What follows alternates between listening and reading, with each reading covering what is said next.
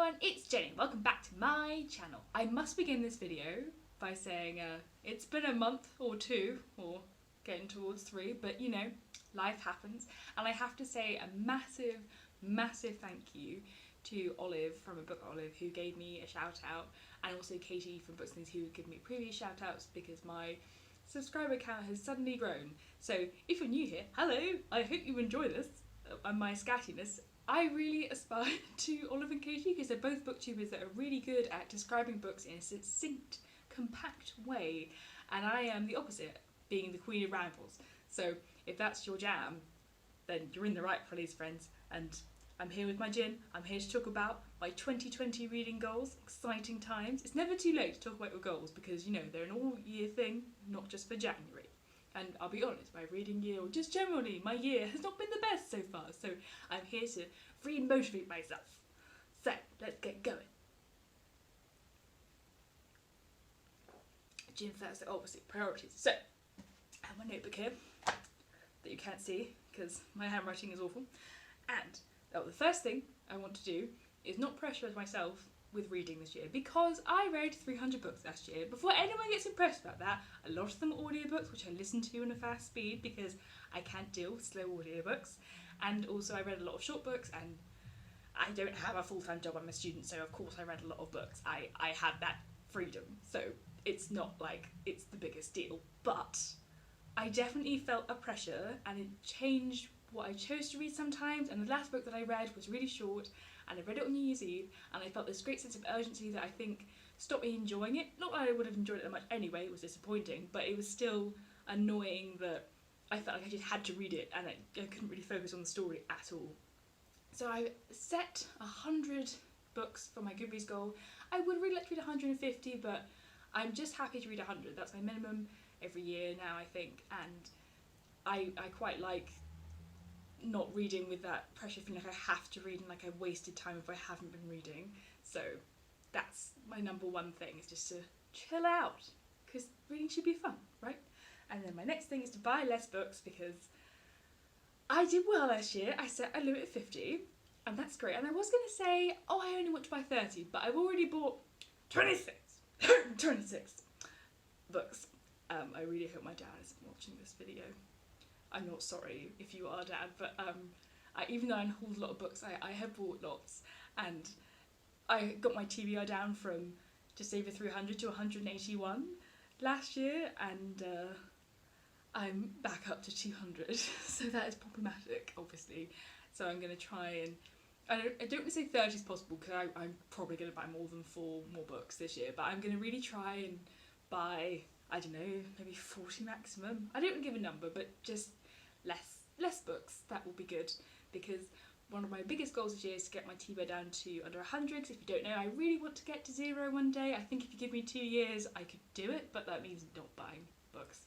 So yeah, we'll see how that goes, but hopefully, even though I want to read less, I hope to get to under 100 books. And then, what's next on my list? Oh yeah, I want to read more long books, because I definitely neglected them. There's no way that I read lots of long books last year. And I had books I've had for a good 10 years. Like, I asked for Crime and Punishment, Anna Karenina when I was about 15, 16, being a pretentious teenager, and then just didn't read them. So I really do want to get to Russian classics this year, because it's a massive hole in my reading, and all I've read is The Master and Margarita and some Chekhov plays. So if you have any Russian literature that isn't obvious, like Anna Karenina or, wow, War and Peace, that's the other one, then let me know, because I'm always up for less known classics as well. But yeah, I'm going to try and read 12 throughout the year. I know some months I won't read any, but I'll probably read lots in Victober and things like that. So I'm counting any book that's over 450 pages as a long book, and I will definitely be doing a longest books my TBR video, because I love watching those. So look out for that. I'm just giving you the hype, guys, giving you the hype. And because of that, I want to make shorter TBRs. If you've been watching me for any time at all, you'll be laughing now, because you know that I put about 25 books, because I just get overexcited. And I'm going to say, with the exception of October, because that is my favourite time, and I will put everything on my TBR then, I'm going to try and limit my TBR to 10 books, or 10, 12 books, because that's more realistic, and again, helps me feel less pressure if I don't read everything. So, also it makes the videos shorter, because gosh, I have to spend so long editing the closed captions. Oh, I need to tell you that if you're new and you don't understand me because I gabble so much or I'm quiet, I do edit the closed captions so you can understand what I'm saying. So I hope that helps anyone who needs them. God knows some people do. And then I really want to join in with Lucy, the Reader's Classics Community initiative she's running this year, which is a wonderful way of encouraging people to read more classics, and the minimum is 1 a month, but I want to read 30 this year at least. I think that's very doable. I think I read about 7 or 8 so far. Some of those are children's classics again. There's quite a range of classics that I've read, but I'm really enjoying that, and there's just so many that I want to read, and again, they're books I tend to neglect, so that's going to be fun as a challenge. And then I want to read a non-fiction book every month off my TBR, specifically because I tend to listen to a lot of audiobooks that are non-fiction, like memoirs, but they're not on my TBR, and that's, even though it's a small part of my TBR, it's probably a 30-something book, so compared to the other, 170 fiction and poetry books, it is a small part of the books that I own that I haven't read, but I absolutely loved Nonfiction November last year, and it was the first time I really participated, and it got me out of a reading slump, so it made me just want to read more non-fiction, and I've got quite varied topics as well, so I'm planning on doing that, and that's fun. And then, last but not least, I want to read and reread all of Gaskell. So I've read all of the novels apart from Ruth and Cranford, and then I also want to read her non-fiction biography on Charlotte Bronte, so that will probably be my non-fiction book that I read for Victober. And I also want to read all of her short stories because, you guys, I love Elizabeth Gaskell. She's my favourite Victorian author, if you don't know. And I'm sure I've spoken about this before, but I'm just astounded and upset that there is no omnibus edition of, no collection of her short stories. And there are separate old, slightly battered editions in my university library, so I'm just going to use those. Yes. Wait, I've got a bit of passion. I should take some gin. But I want to reread all the novels that I have read before, and I'm probably going to read a book a month maybe of Gaskell, I'm going to say, maybe more, who knows, but I'm just excited because she's a babe, such a babe. And these are not goals per se, but things I think could be fun, so I want to follow along with the Women's Reading Challenge. I don't know if you've heard of that. I will leave the link down below, Kendra Winchester's video about it. It's a wonderful initiative that encourages people to read not just women's fiction, but also fiction by women that have been overlooked, so minorities, and whether that's someone who's part of the LGBTQ+ community, or someone who's from a country, or is a translated book. It's really helps you to diversify your reading, so that's something that I will be interested in doing. It's not something I'm going to try and do every book on the list, but I think it will help push me out of my comfort zone a bit.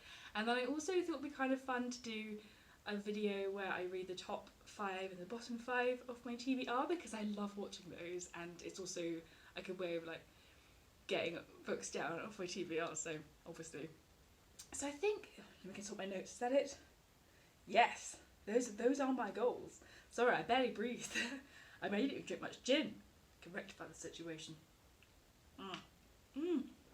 Oh, I spilled some sadness.